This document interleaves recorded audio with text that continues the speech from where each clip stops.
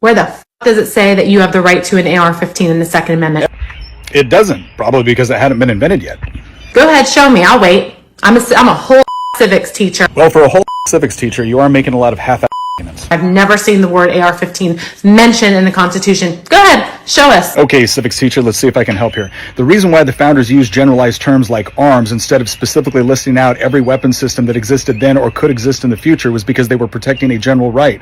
Kind of like they didn't specifically mention means of communication when they talked about your freedom of speech, because they knew technology could change. They didn't call out specific religions covered under freedom of religion. They didn't cover out specific news agencies covered by freedom of the press. It's because they were protecting general rights, and they used their words very carefully to protect us from people like you. The Biden administration once again shows its true colors and true intentions.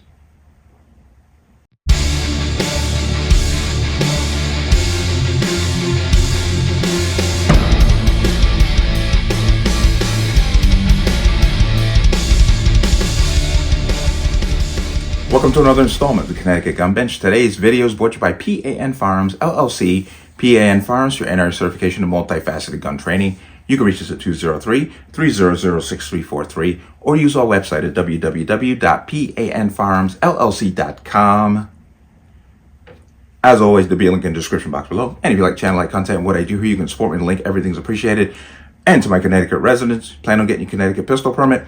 The training requirements have been modified. I still recommend you get it done before July 1st. Turn your paperwork in. For those of you who have your permits, watch the expiration date. Don't let it expire. There's a link to the online renewal portal for the state of Connecticut for permits in the description box. Keep an eye on that. Let's talk about this. And this is going back to something that I spoke about 6-7 months ago. It was concerning the Biden administration, through the Commerce Department, putting a 90-day pause on the exportation of firearms to other countries. It seems that that pause was nothing more than cover for the fact that they're now trying to make it permanent. What that means is that the firearms industry, the money that they would make from overseas sales, is going to be greatly reduced, which clearly shows that this is nothing more than a financial assault on the Second Amendment at its core. I'm gonna bring you into here. Biden administration moves to permanently crimp America's overseas gun exports. The U.S. Commerce Department last Friday unveiled a new rule that aims to make last year's temporary pause on overseas gun exports a much more enduring roadblock.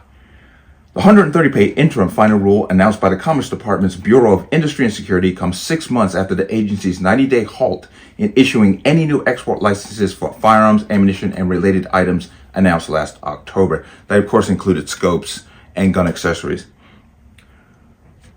It brings with it a host of proposed changes to the agency's licensing policy for the legal export of guns, ammo, and related components, including a presumption of denial standard for export application to at least 36 countries right off the bat.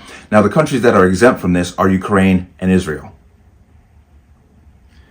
as well as a reduction in the length of firearms export licenses from 4 years to 1, which means every year these people, the companies, gun companies, have to go to the government to get them to renew their licenses once a year, where they would renew it and it'd be good for 4 years. Now they want to do it every year. And a carve out of semi-automatic firearms into a new export classification for additional scrutiny. You know what that means.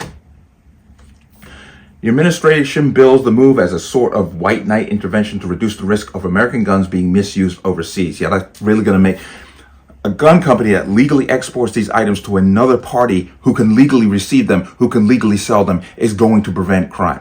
This is their argument. It's going to prevent these guns from falling into the wrong hands, even though we seem to have an administration in the past who seem to have no issue allowing these illegal firearms to go to these same people that just claim they're trying to keep them from today. Just saying. The Commerce Department is protecting America's national security while we have an open border by making it harder for criminals, terrorists, and cartels to get their hands on U.S.-made firearms. No, because we gave it to them the last time. What was that, Fast and Furious? We gave it to them. But now we have to do something about it. Said U.S. Commerce Secretary Gina Raimondo a Democrat who repeatedly stumped for increased gun control while governor of Rhode Island and was a supporter of billionaire former anti-gun advocate Michael Bloomberg's bid for the White House. And that tells you everything you know about her. Likewise, Bloomberg's gun control group, Everytown, parroted the administration's talking point on the new rule, saying the move would also promote public safety in the United States. Likewise, Bloomberg's gun control group, Everytown, parroted the administration's talking points on the new rule, saying the move would also promote public safety in the United States, while at its true intended purpose is to aiming for gun industry profits, is to hurt the gun industry financially. That's why they're doing this. However, firearm industry experts see the rule as a continuation of the White House whole of government attack on the industry under the false pretenses of advancing U.S. national security. You know, we get Chinese nationals wandering around U.S. military bases, but they think this is the answer. These people are just ridiculous. But, quote, the enmity of the Biden administration against the firearm industry and Second Amendment rights is without parallel. This is deeply troubling, the lengths to which this administration will go to turn the levers of government against a constitutionally protected industry in order to cozy up to special interest gun control donors, said Lawrence G. Keene, the National Shooting Sports Foundation Senior Vice President and General Counsel.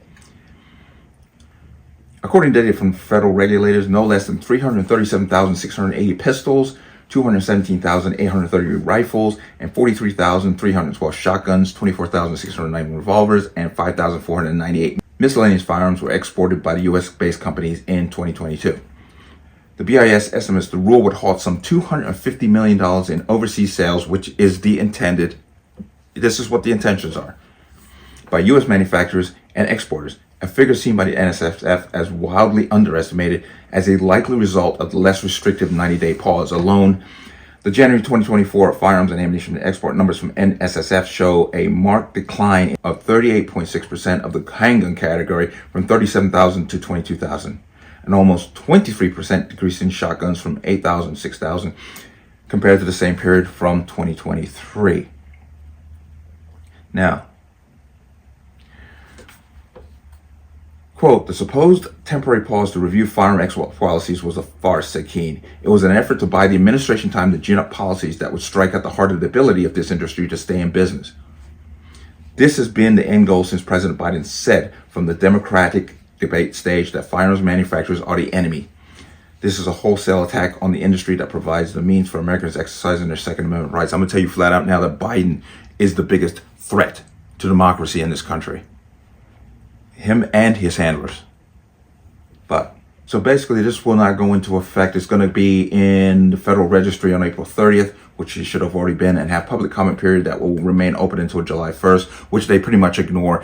The anti-gun groups do the cookie cutter copy and paste statements, and they just keep putting them out en masse to say, look, we have a larger response against this or for whatever their position may be, when in reality they're just copying and pasting the same thing over and over and over and over. But let's come at that. And then there it is. This is just, once again, another assault on the Second Amendment. Once again, the whole of government attack on the gun industry. You know, you got these lawsuits floating around, which basically are trying to bankrupt the gun industry. Now you have them trying to curtail their sales overseas, claiming national security, when in reality, it's plain and simply, we're just going to hurt your pockets, because that's what it does. This is what we're up against. We have, 6 months now? We have an election coming up. I am not telling you who to vote for, but as a person who believes first and foremost in freedom and liberty, I know who I'm voting for. And it's not the person who's sitting in the office right now. Oh, that's right, I'm not black if I don't vote for him. I hate when that happens. But let me know what you think. As always, you can leave your comments in the comment section below. And as always, any statements of violence or statements that lead to violence will be removed. Please like, share, comment, subscribe. Don't forget to hit that notification bell so you're notified the next time the video goes live. I'm going to see you on the next one. Peace.